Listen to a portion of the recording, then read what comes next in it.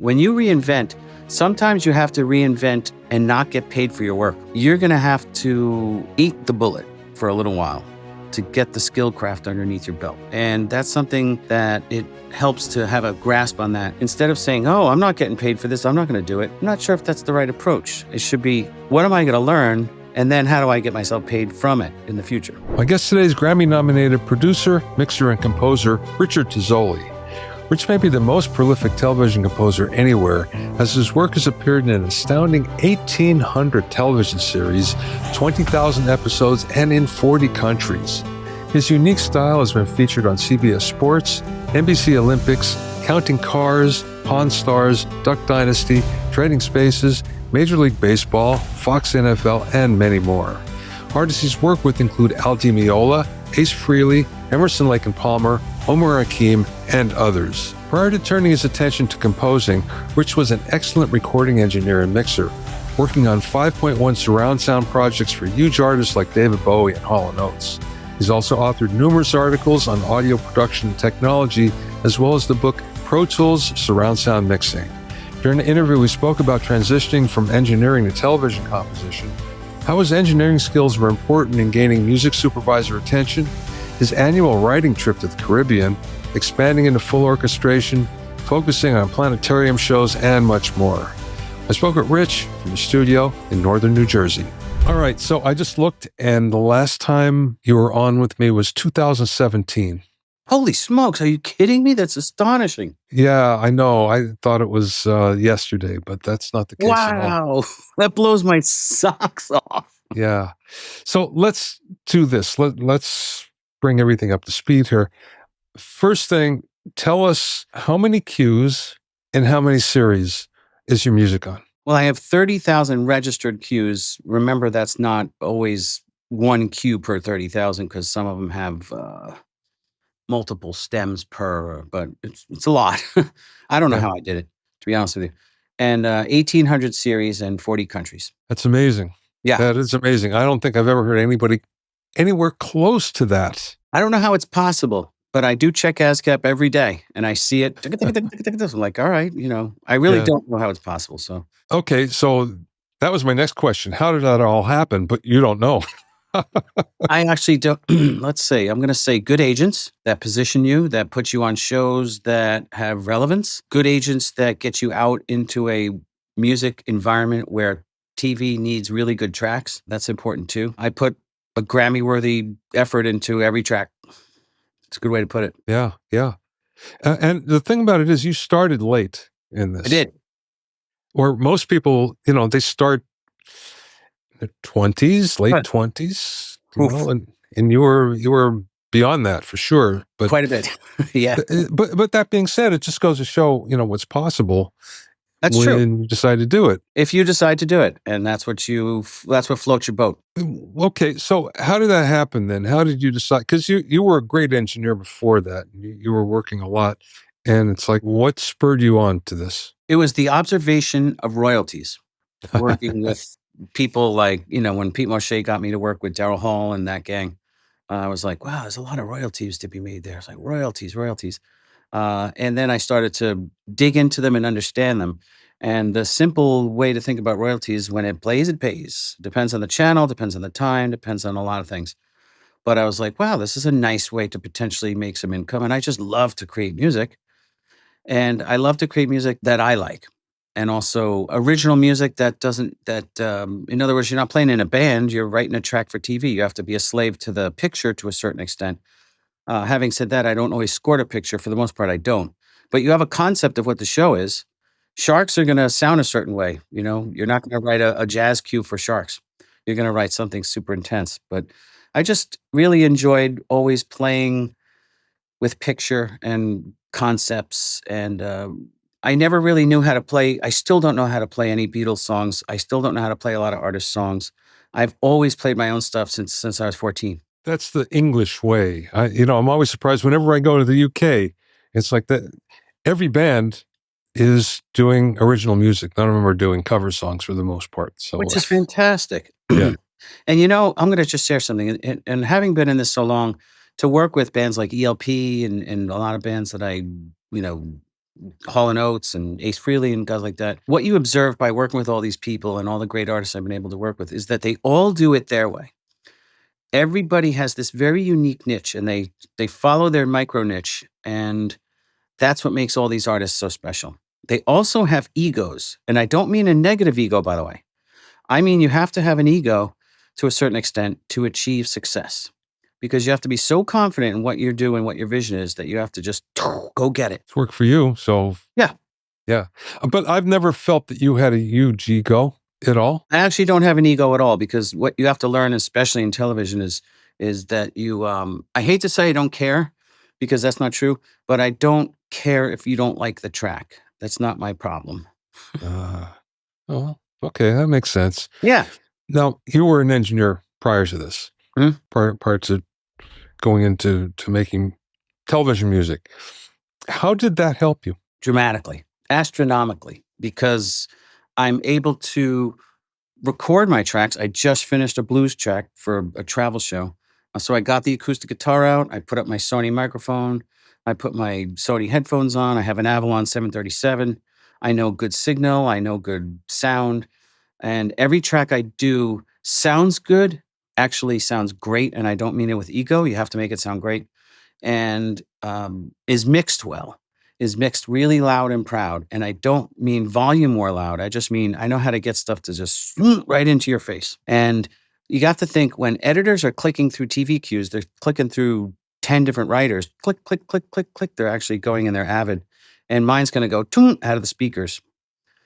So not only does it jump out at you as far as the sound of the track goes, but it's the actual content. Content meets sound. So I know how to get things to strike you hard. It's a good way to put it. One of the things I've noticed about professional songwriters and professional composers who do it a lot is that they're really good at getting good mixes. Because Interesting. and then it kind of dawned on me, well, yeah, because they do it more than anybody else. Because you're constantly cranking out cues, so you have more experience than the average producer, artist, or engineer or whatever. You know, that's a really interesting point, Bobby, because like I've played bass on probably 10,000 cues, and that number might not be exaggerated. As a guitar player, I'm a guitar player, but I've also had to play the bass. So the point I'm getting at is like I understand that because of sheer numbers. And when I work with guys like Ace, I can do a speed test mix in like 10 minutes. And even said, man, you make really good rough mixes. And it's because I work really fast and I don't focus on intimate details when I'm making a rough mix. I just let's get this thing sounding badass. But when I'm doing TV, I have to think of the track, record it, mix it, and get it out the door, sometimes within 15 to 20 minutes. That's mind blowing. It is, but to me, it's not, because I've done it so many times. It's just, I expect that of myself, and that's ROI, return on investment. The ROI is high when you can work that fast. And it doesn't mean you're rushing. It means that I know what I want to do. I have another excellent tip for anyone who wants to do this. Simplify, simplify, simplify. I was just experiencing that about 10 minutes ago, writing this blues cue. It was acoustic guitar, and I was like, wow, I can't play that riff like I used to be able to, because I'm rusty coming back from NAMM. Yeah. And it was just like, okay, let's just simplify that. I've played this 1,000 times. Let's just play a B7 in a normal way instead of a fancy B7. And guess what? When you double track, it sounds great. Yeah, it's funny how that works.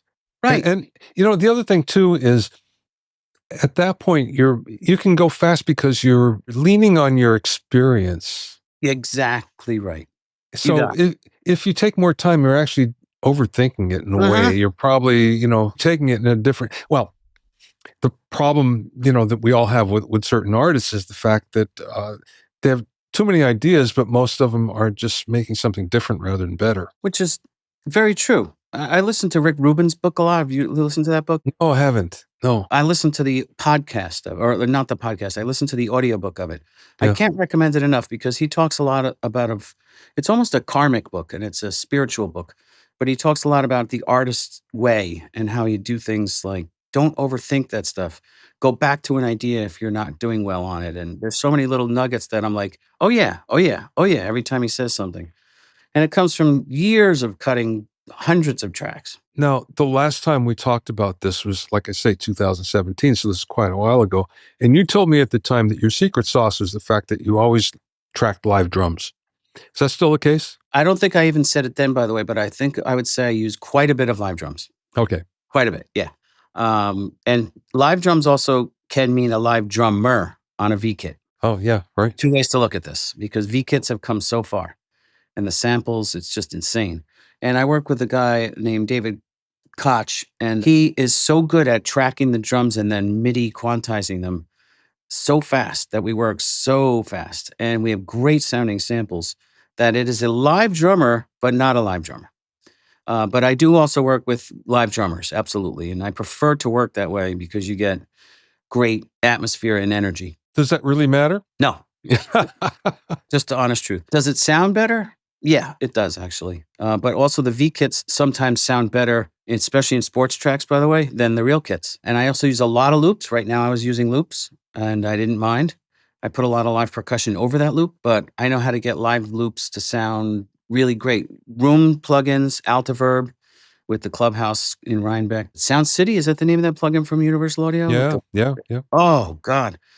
All kinds of great room sounds. So I use a lot of room. One of the things that I know you're doing when you go there is there's, because you told me there's a wide variety of amplifiers that you like to use. And now we've come so far, especially in this time period, since last we talked, that you can do a lot in the box. And I do. And does that satisfy you? Sort of. Not really. Okay. So you haven't found something that really floats your boat. I was just using the Universal Audio 65 Dream, I think they call it, which is their Fender. Really good.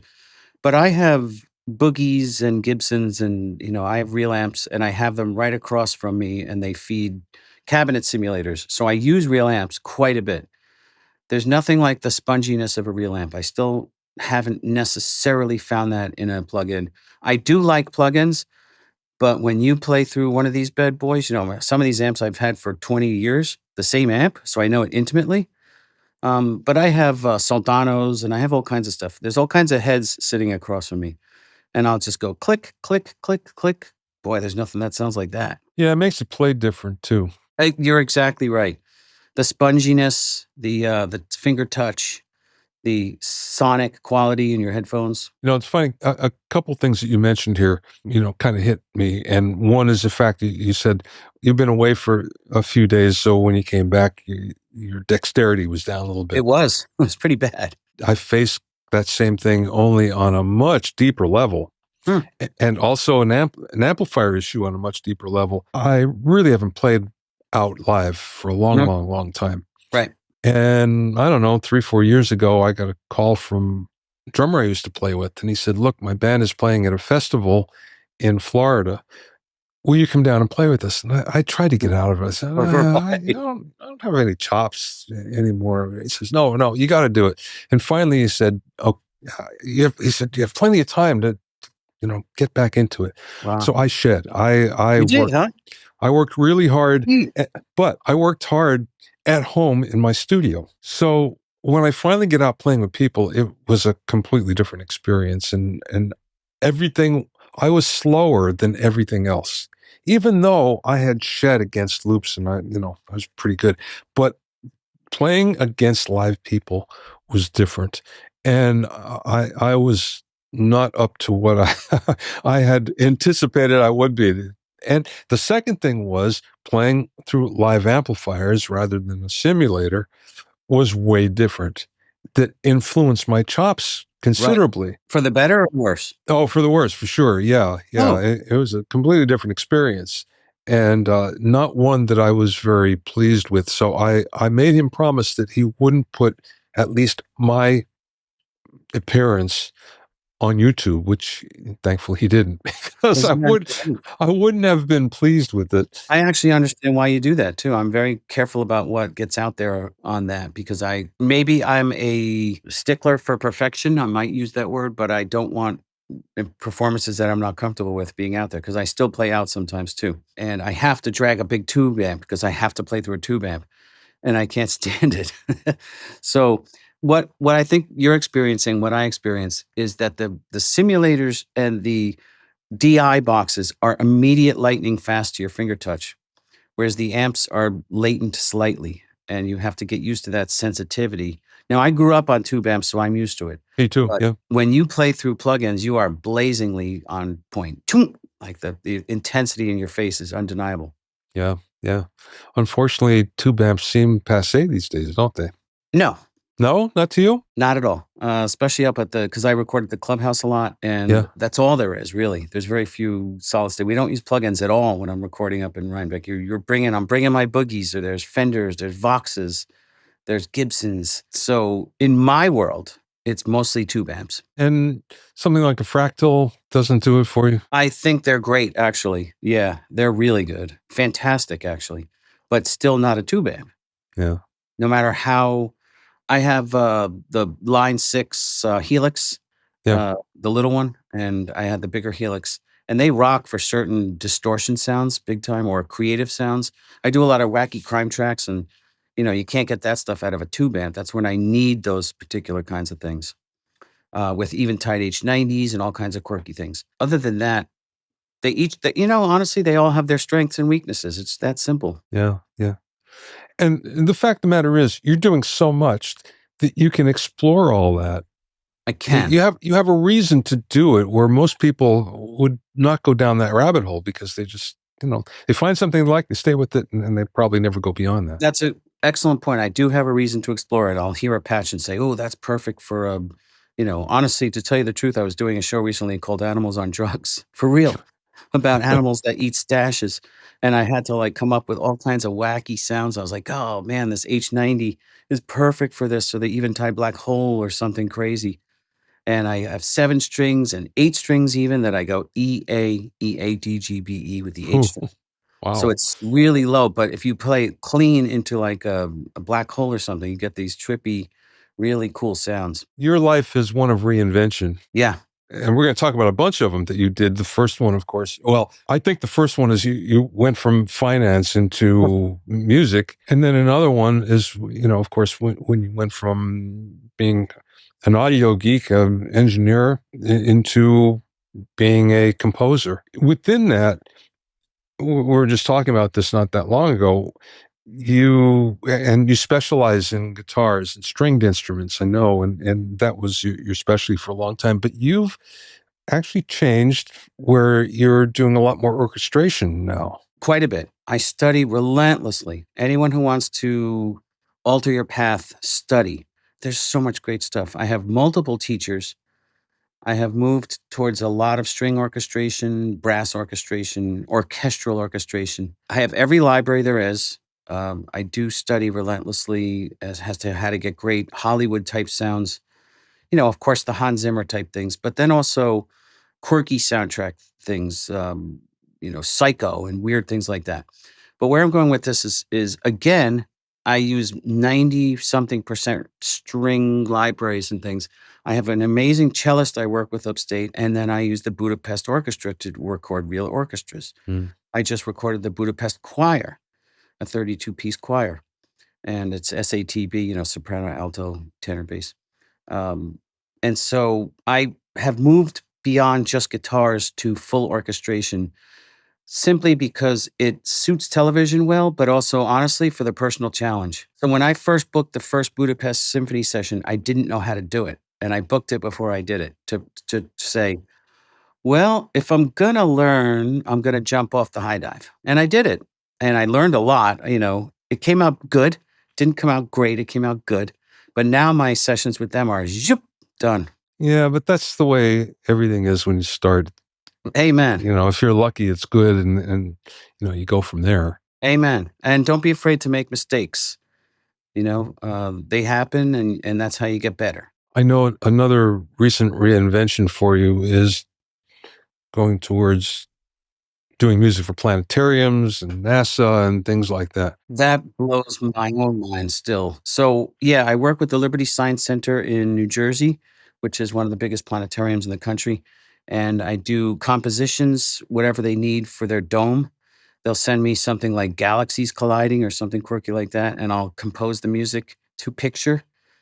and I mix in 5.1 in my headphones. Interesting. What do you use to do that? The Sony system, the 360 VME, I think. Yeah. I'm having a brain cramp at this moment, but yeah, because what it does is, as I went to Battery Studios in New York, and the Sony engineers profile your ears in a great room, and they shoot tones out of each speaker, and then you can put your headphones on, VME, I believe, virtual mixing environment. So you listen through the Sony VME in your headphones, and you are 100% accurate to the room you're in. And it's so accurate that you can take your headphones off and put them back on, and you're not sure what you're hearing. That's how accurate the sound is. Wow. And so I mix 5.1 using the Sony 360 system. And then I'm able sometimes, luckily, to go down to the planetarium and check my mixes in the morning. I've done that to reference, and my 5.1 mix is on in your room. It's quite a large dome, Bobby. It's like almost 400 seats, and the sound is amazing. It's a full 5.1, 30,000 watt system. And in my headphones, I hear this, massive mix, and I go down there, and it was spot on accurate. Astonishing. But that's the Sony system. It's a very powerful system. Are you doing anything in full immersive? The honest answer is I don't know what that means at this point. No.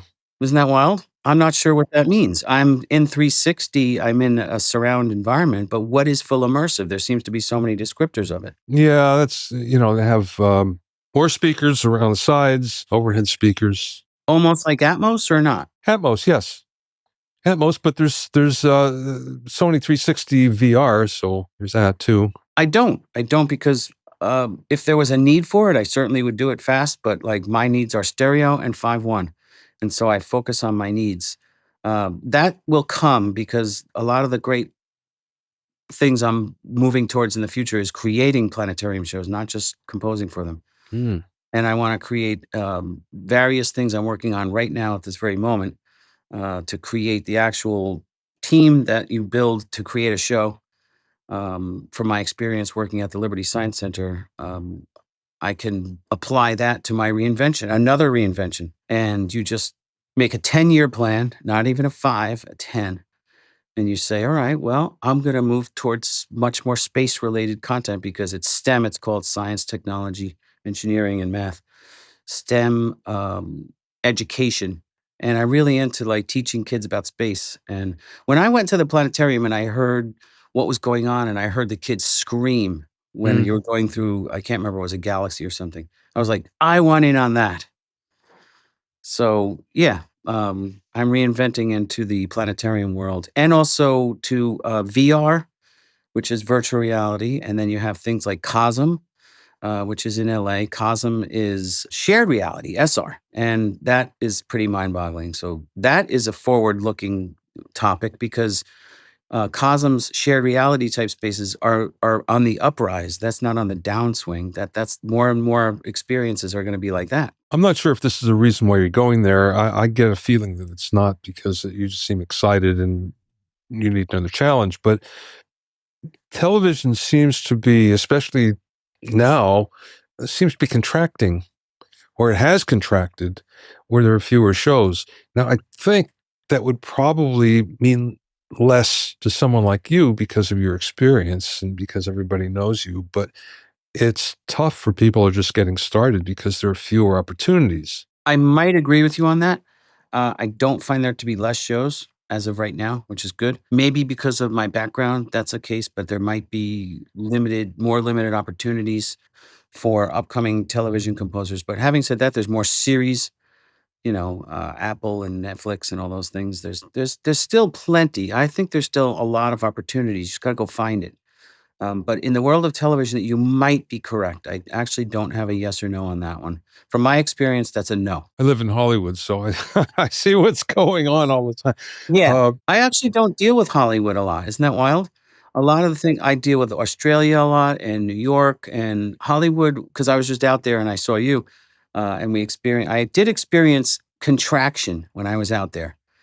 Understanding the contraction, hearing about the contraction. Yes, there probably are less television shows, but I'm blessed that it hasn't hit me yet. I can walk down to what they used to call Warner Ranch.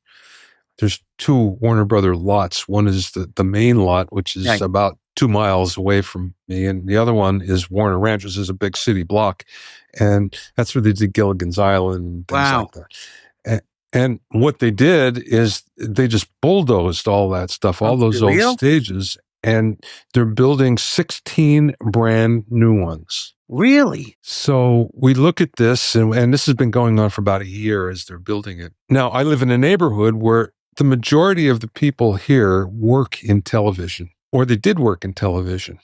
So from my neighbors, I hear what's going on and hear the struggle that many of them have to, just finding something to work on. And it's not easy for many of them. So then we look down the street, literally a block away, and see these big stages going up, thinking, what do they know that other people don't know, that we don't know? Because they're going to have to fill them. So, we'll see. It's a really good point, but I have to agree with you. I did notice in speaking with those out when I went out there on that trip recently, that there is a lot of that. There's a lot of people who are not working, and it's sad. It's Hollywood is contracting, and again, there comes the reinvention. How will they reinvent themselves? I don't have an answer, but you just have to. You can't fight things like that, so you may as well adapt around it. Whatever that means, I don't have an answer to it, but I'm just saying everything changes. What I was thinking, Bobby. The term "if you build it, they will come." Yeah. That term isn't really true. If you build it and it's needed, and you're one of the best at it, they will come. So rephrase it to be like, you have to go get it. Whatever you want to do, go be one of the best at it. Now, that's not easy, but if you're someone in Hollywood who has a skill set, you're going to have to reinvent yourself.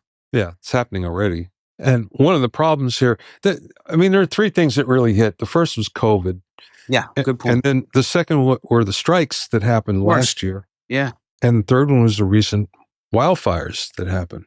So it's a triple hit to the face that, there's a lot of people here that had a very nice life for a long time that suddenly everything's changed. Yeah.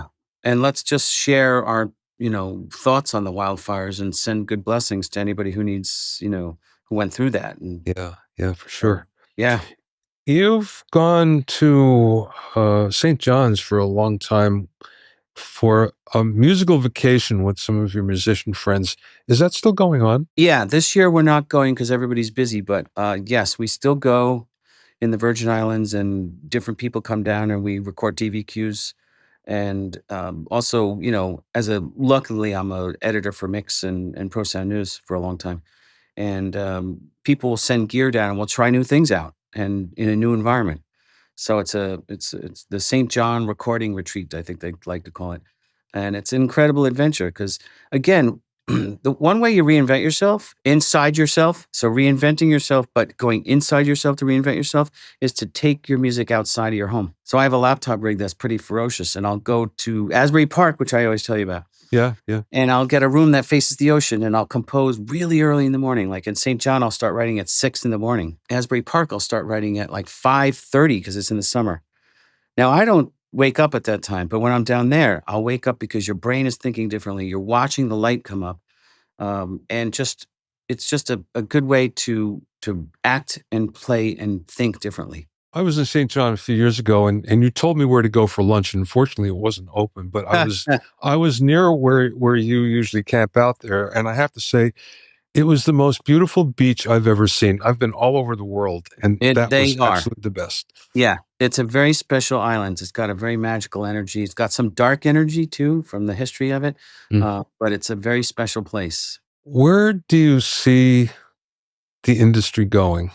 Do you have a feel for the trends that are happening? I do and I don't. I only observe what I observe. Part of me has blinders on to my craft and to my future in space. That is going upwards. You have to think about what's trajectory. It's definitely immersive, as you said, and now let's use that, whatever term that is on the upswing. The word enveloping and anything that has to do with multi-channel, surprisingly, is on the upswing.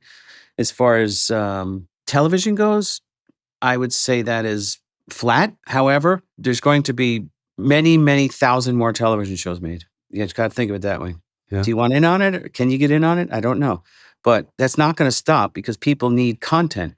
Now, YouTube content is quite different than television content, which is different than space content, which is different than immersive content.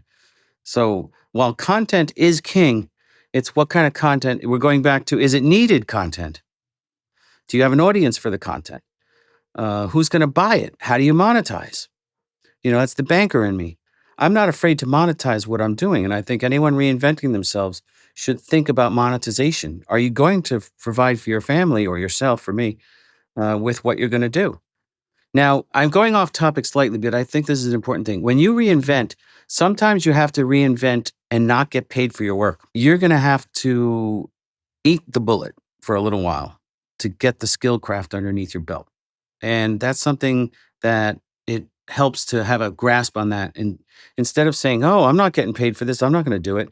I'm not sure if that's the right approach. It should be, what am I going to learn? And then how do I get myself paid from it in the future? Do you agree? I definitely do, Rich. Definitely do. It's funny that you mentioned the immersive envelopment, all the same.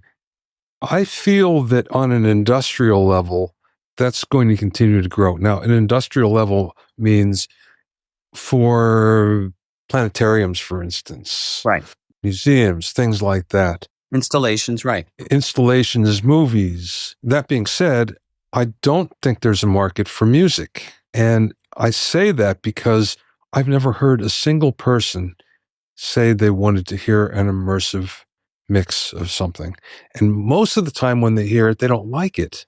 Wow. And there are reasons for that, but nonetheless, there doesn't seem to be a demand for immersive music. For everything else, yes. I'm feeling that goes back to the point I was trying to make.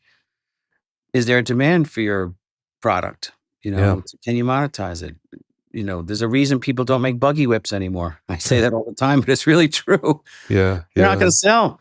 So, we can make immersive music. Can you sell it? I don't really know. But, I think it's similar to the exploration of Mars and space. Keep pushing the boundaries. Let's see where it goes. Okay. So was there a project, and you've done so many of them, but was there one that really sticks out to you as being the most fun? Yeah. Shark Week, always for me. And why is that? I love sharks, and I always have.